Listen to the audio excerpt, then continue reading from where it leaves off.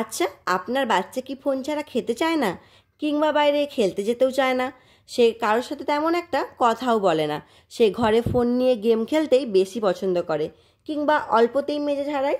তাহলে জেনে রাখুন, আপনার বাচ্চা খুব বড় বিপদের মধ্যে আছে, এবং এর জন্য দায়ী একমাত্র আপনি। সমাধান জানতে হলে পুরো ভিডিওটা দেখুন। আজ আমি খুবই সেন্সিটিভ একটা বিষয়ে কথা বলবো, যেটা হলো বাচ্চার ফোনে অ্যাডিকশন। হ্যাঁ, ঠিকই শুনেছেন, অ্যাডিকশন। অ্যাডিকশন কথাটা আমি কেন ইউজ করলাম? অ্যাডিকশন বা নেশা এমন একটা জিনিস যার মধ্যে যদি তুমি একবার ডুবে যাও, ডুবতেই থাকবে আর ডুবতেই থাকবে, যেখান থেকে বেরিয়ে আসা খুবই কষ্টকর, এবং যার ফলে আমাদের শারীরিক এবং মানসিক সব রকমের কার্যকলাপ ব্যাহত হয়, এবং আস্তে আস্তে আমরা সব দিক থেকে পেছিয়ে যেতে থাকি। বুঝতে পারছেন কতটা মারাত্মক? আজকের আলোচ্য বিষয় হলো, ফার্স্ট, ফোন দেখলে বেবিদের কী কী ক্ষতি হয়; সেকেন্ড, কোন এজের বেবিদের কতক্ষণ সময় আমরা ফোন দেব; থার্ড, কিভাবে বুঝবেন যে আপনার বাচ্চার ফোনে অ্যাডিকশন হয়ে গেছে; অ্যান্ড লাস্ট, আমরা আলোচনা করব যে এই ফোনের অ্যাডিকশন থেকে বাচ্চাদেরকে কিভাবে বের করে আনা যায়। এবার চলুন মূল বিষয়ে চলে যাই। ফার্স্ট আমি বলবো বাচ্চাদের ফোন দেখলে কী কী ক্ষতি হয়। সবার প্রথমেই যে ক্ষতিটা হয় সেটা হলো চোখের দৃষ্টিশক্তি দুর্বল হয়ে যায়। ভাবুন তো, একটা এইটুকু বাচ্চা যার চোখটা সবে সবে গঠন হয়েছে, তার এই চোখের মধ্যে যদি ফোনের ক্ষতিকারক ব্লু রেটা পড়ে, তার চোখে কতটা প্রভাব ফেলবে আপনারা নিজেরা একবার ভেবে দেখুন। সেকেন্ড যে সমস্যাটা হয় সেটা হলো ঘুমের সমস্যা। দেখুন, আমরা সারাদিনে যা যা কাজ করি সবই কিন্তু সিগন্যালের মাধ্যমে করি, মানে আমাদের ব্রেন যা সিগন্যাল দেয় আমরা কিন্তু সেই অনুযায়ী কাজ করি। এবার আমরা যখন ঘুমোবো বা আমাদের যাতে একটা ভালো ঘুম হয়, সেই জন্য আমাদের একটা হরমোন নিঃসরণ হয়, যেটার নাম হলো মেলাটোনিন। এই হরমোনের কারণেই কিন্তু আমরা একটা কোয়ালিটি ঘুম ঘুমোতে পারি, আমরা একটা ভালো ঘুম ঘুমোতে পারি, ঠিক আছে? কিন্তু সমস্যাটা এখানেই তৈরি হয় যখন আমরা ঘুমানোর আগে ফোন স্ক্রল করতে থাকি, এবং আমাদের দেখে দেখে বাচ্চারাও সেই একই কাজ করতে থাকে। তখন কি হয়, ফোনের যে ব্লু রেটা আছে এর প্রভাবে ওই হরমোনের যে নিঃসরণের হার সেটা কমে যায়, যার কারণে আমাদের ঘুম আসতে দেরি হয়। এরকম হয় যে চোখ জ্বালা করে কিন্তু আমরা ঘুমোতে পারছি না। দেখবেন বাচ্চারা অনেক সময় ঘুমের মধ্যে ভুলভাল বকছে কিংবা হাত পা ছুঁড়তে থাকছে, এবং তার যদি ঘুম ভেঙে যায়, সে ঘুম ভাঙার পর বলছে, মাম্মা আমি স্বপ্নে দেখছিলাম আমি ফোনে গেম খেলছি। একবার ভাবুন তো, কতটা ফোনের অ্যাডিকশন হয়ে গেলে ঘুমের মধ্যেও সে গেম খেলছে, এই জিনিসটাও সে অনুভব করতে পারে। থার্ড হলো মনোযোগ কমে যাওয়া ও সামাজিক দক্ষতা কমে যাওয়া। আপনার বাচ্চা ধরুন ফোন দেখছে, এবং ফোন দেখায় সে এতটাই মগ্ন হয়ে গেছে, আপনি যে তাকে ডাকছেন সেটা সে শুনতেই পাচ্ছে না, অথবা আপনার পাশে যে কিছু ঘটে যাচ্ছে সেটা সে খেয়ালই করছে না, ঠিক আছে? আরও একটা জিনিস হতে পারে, ধরুন আপনার বাচ্চা বাইরে বন্ধুদের সাথে খেলছে না, অথবা নতুন বন্ধু করছে না, কারোর সাথে বেশি কথা বলছে না। ভাবুন তো, তাহলে সেই বাচ্চা কিভাবে জানবে কার সাথে কিভাবে কথা বলতে হয়, কার সাথে কীরকম ব্যবহার করতে হয়, অথবা কে কীরকম মানুষ, সেটা একমাত্র যখন আমরা সবার সাথে মিশবো তখনই সেটা আমরা আস্তে আস্তে শিখে যাই। তো এই জিনিসটাই যদি বাচ্চা না শিখতে পারে, পরবর্তীকালে তার লাইফস্টাইলে কিন্তু এটা একটা বিশাল বড় সমস্যার সৃষ্টি করবে। এবার চলুন বলি কোন বয়সের বাচ্চাদের কতটুকু সময় আমরা ফোন দিতে পারি। দেখুন, আজকালকার টেকনোলজির যুগে আমরা যে বাচ্চাদেরকে একবারেই ফোন দেব না, মানে সে ফোনের কিছুই শিখবে না, এরকমটাও কিন্তু করা যায় না, ঠিক আছে? তাদেরকে টেকনোলজির সাথেও পরিচয় করাতে হবে, কিন্তু সেই সময়টা খুবই সীমিত হওয়া উচিত। 0 থেকে 2 বছরের বাচ্চাদেরকে কোনো রকম ফোন, টিভি, ট্যাব, মানে কোনো রকম স্ক্রিন দেওয়াই যাবে না।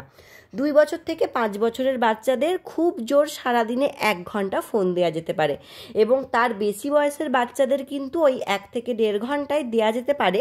তবে তাদেরকে উৎসাহিত করতে হবে যেন তোরা স্ক্রিন না দেখে বাইরে খেলাধুলা, পড়াশুনো, বন্ধুবান্ধব এইসব নিয়ে যেন বেশি আগ্রহ দেখায়।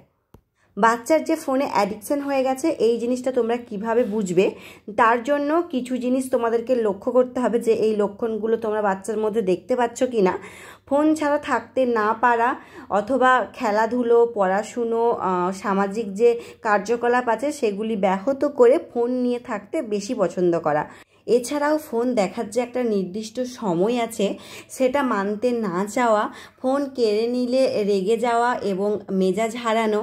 অতিরিক্ত ফোন দেখার ফলে বাচ্চার মানসিক সমস্যাও হতে পারে, যেমন নিজেকে একা লাগা, মন খারাপ করা ইত্যাদি।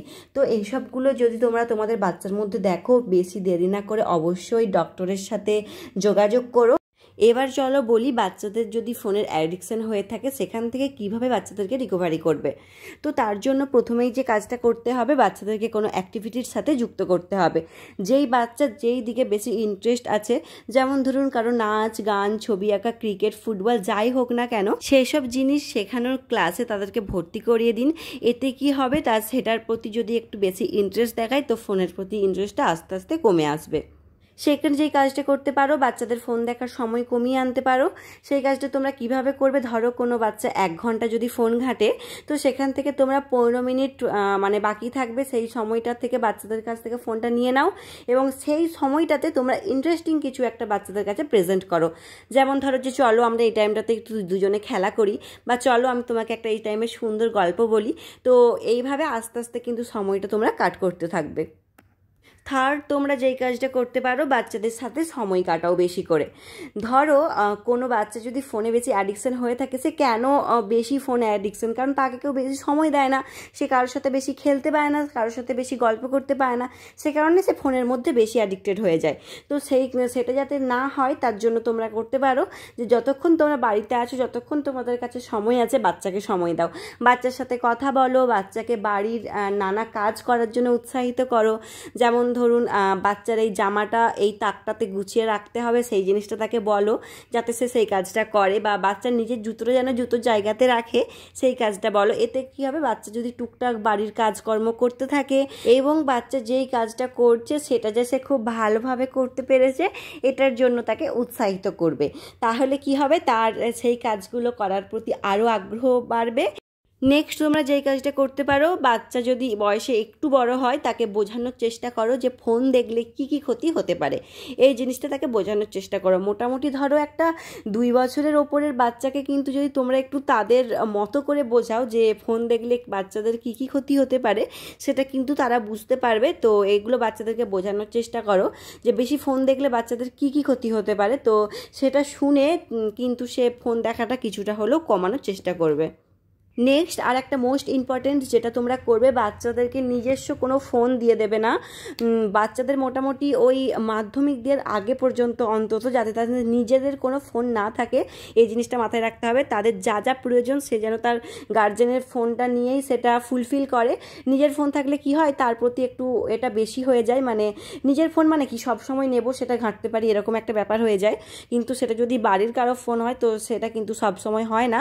আর তোমরা যখন নিজেদের ফোনটাও দেবে, তোমরা কিন্তু সব জায়গাতে লক করে রেখো যাতে বাচ্চা কোনো ভুলভাল অ্যাপ না খুলে ফেলে, মানে বাচ্চা এমন কিছু ফোনের মধ্যে না দেখতে পেয়ে যায় যাতে বাচ্চাদের সেই জিনিসটার প্রতি বেশি করে ইন্টারেস্ট জাগে এবং সে বারবার সেই জিনিসটা দেখতে থাকে।